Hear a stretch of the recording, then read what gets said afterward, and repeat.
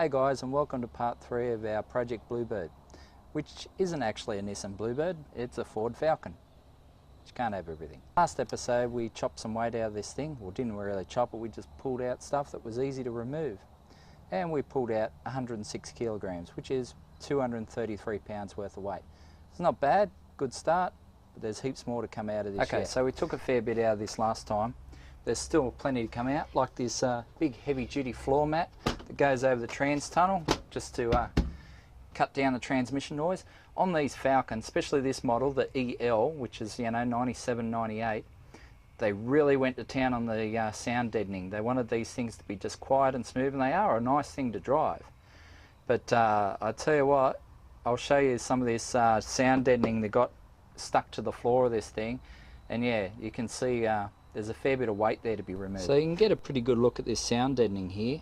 I still haven't pulled those M&Ms off the floor, but all that dull stuff there, that's all very thick sound deadening.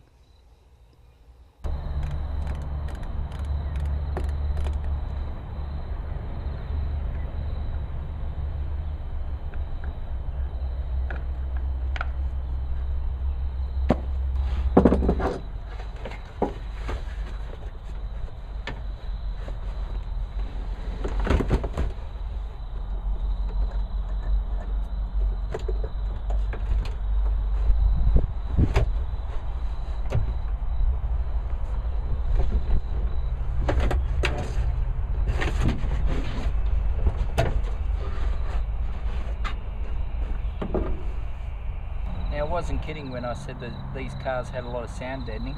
Check this out.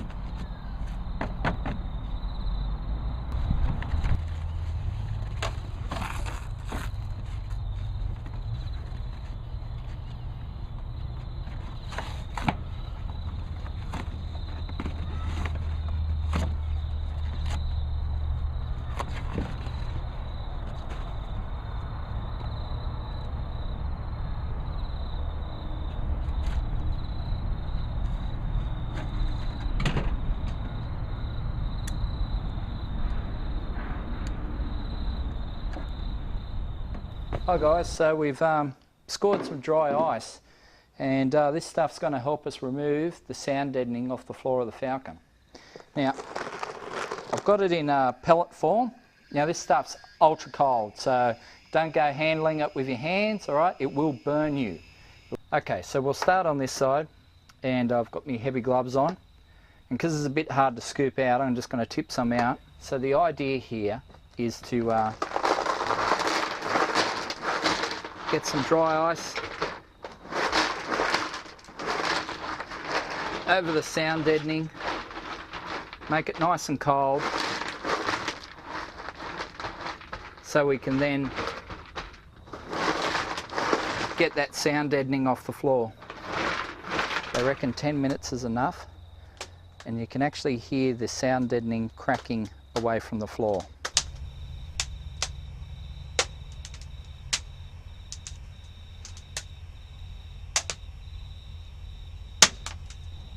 Okay, so they reckon 10 minutes is the go. Put the dry ice on the deadening for 10 minutes and it should harden up nicely, and you should be able to remove it without no real problems. Now, I have bashed it with a rubber mallet. That seems to just shatter it into a million pieces. So we'll try the other method, which is just try and lift it with a scraper and see if we can get it up in one sheet. Here goes.